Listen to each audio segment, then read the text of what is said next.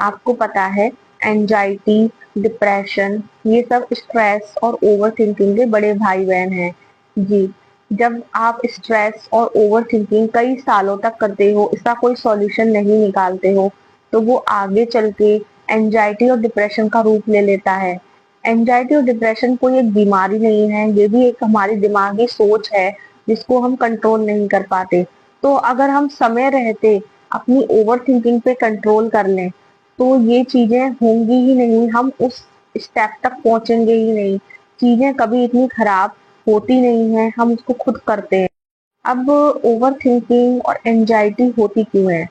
क्योंकि देखिए, हम जब वो पाना चाहते हैं जो हमारे पास नहीं है, हम लोगों से उम्मीद ज्यादा करते हैं, तब हम ओवर थिंकिंग कंटिन्यू करते रहते हैं, और अगर हम उसका हल नहीं निकालते, तो वो एक दिन एंजाइटी का रूप ले लेता है और आगे चल के डिप्रेशन का। तो हमको इतनी ओवर थिंकिंग करनी क्यों है? अब देखिए, ओवर थिंकिंग वैसे मतलब होती है, हर इंसान को होती है, ऐसा नहीं है। लेकिन कुछ इस पे कंट्रोल कर लेते हैं और कुछ नहीं कर पाते। देखिए, सबसे पहले तो आप ना उम्मीद खत्म करिए, और जो आपकी लाइफ है उसको एक्सेप्ट करना सीखिए। जैसी भी लाइफ है, जो भी लाइफ है, दूसरों से कंपैरिजन करना बंद करिए अपनी लाइफ का। सबकी अपनी अपनी लाइफ जर्नी है, सबको वो मिला है जो उनकी किस्मत में है। और अगर आपकी किस्मत में नहीं है, तो ये मतलब किसी की गलती नहीं है, ये मतलब आप ना ऐसे कुड़ कुड़ के, जल जल के, और दूसरों से मतलब ऐसा भी नहीं, कुछ लोग चिढ़ते भी नहीं है, लेकिन टेंशन में बने रहते हैं कि मैं ही इस मतलब मैं ही इस दुनिया में दुखी क्यों हूँ। अरे, दुखी आप नहीं हो अकेले, पूरी दुनिया है। किसी को कुछ और दुख है, किसी को कुछ और दुख है। आप जब इंटरनेट किसी से बात करोगे ना, थोड़ा सा मतलब जैसे आप जब तक किसी को सिर्फ ऐसे जानते हो दूर दूर से, तो वो आपको खुश लगता है।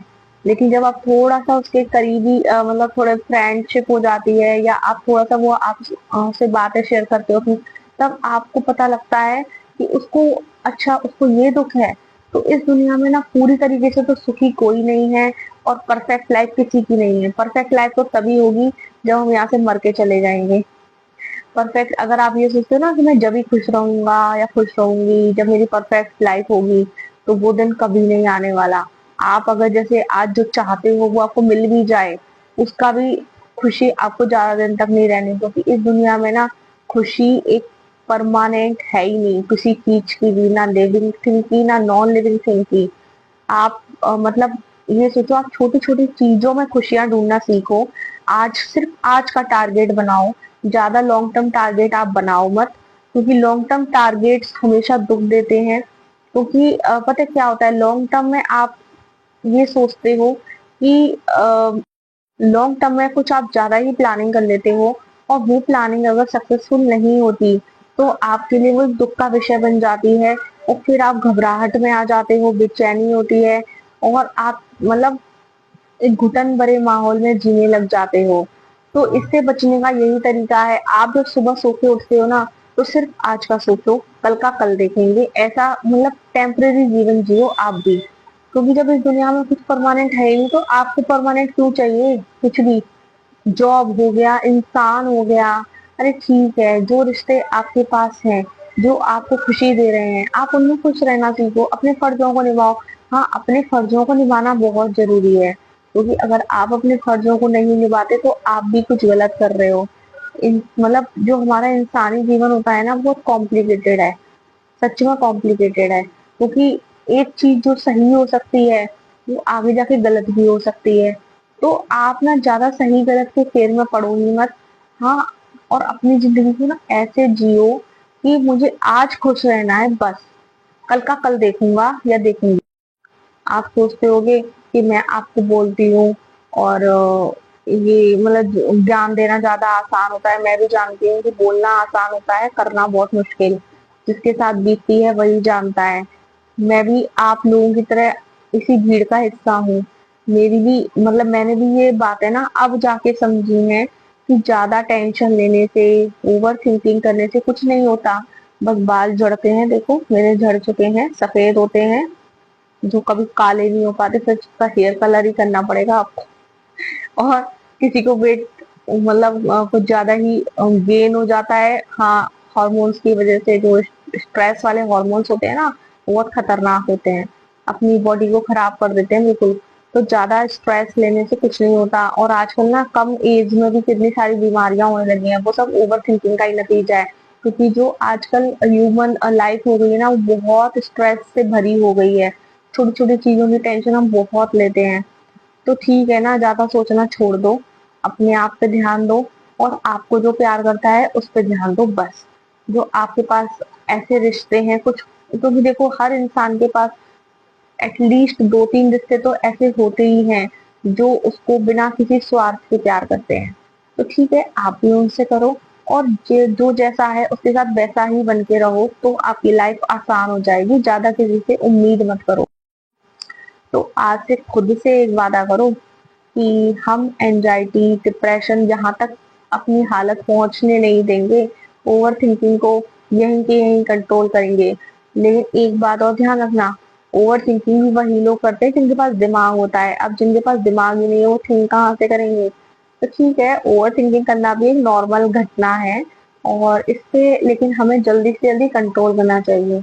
और ये उम्मीद मत करो कि ओवर थिंकिंग मेरी और कोई आके खत्म करेगा, आपको खुद ही करना पड़ेगा। क्योंकि आजकल किसी को फुर्सत नहीं है इतनी कि आप रो रहे हो, परेशान हो रहे हो, और घर में बंद हो। आप 10 दिन घर में बंद रह लो, लोग आपको भूल जाएंगे बिल्कुल। अगर कोई 10 दिन, जैसे जो ज्यादा सोशल मीडिया पे एक्टिव रहता है या कुछ भी रहता है, अगर वो 10 दिन आना बंद कर दे तो लोग उसको भी भूल जाएंगे। ये दुनिया है, हम भी इसी दुनिया का हिस्सा है, तो किसी पे दोष मत दो।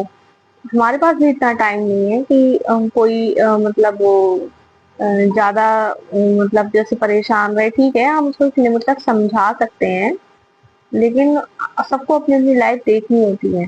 मतलब एट लास्ट यही है कि आपको अपना सारथी खुद ही बनना पड़ेगा, अपनी नैया खुद ही पार लगानी पड़ेगी। ईश्वर है इस दुनिया में, लेकिन वो आपसे बोलते हैं कर्म अपने खुद ही करो। वो सिर्फ आपको रास्ता दिखा सकते हैं, लेकिन उन रास्ते पे चलना तो आप ही को पड़ेगा ना। कोई हाथ पकड़ के आपको चलाने नहीं आएगा।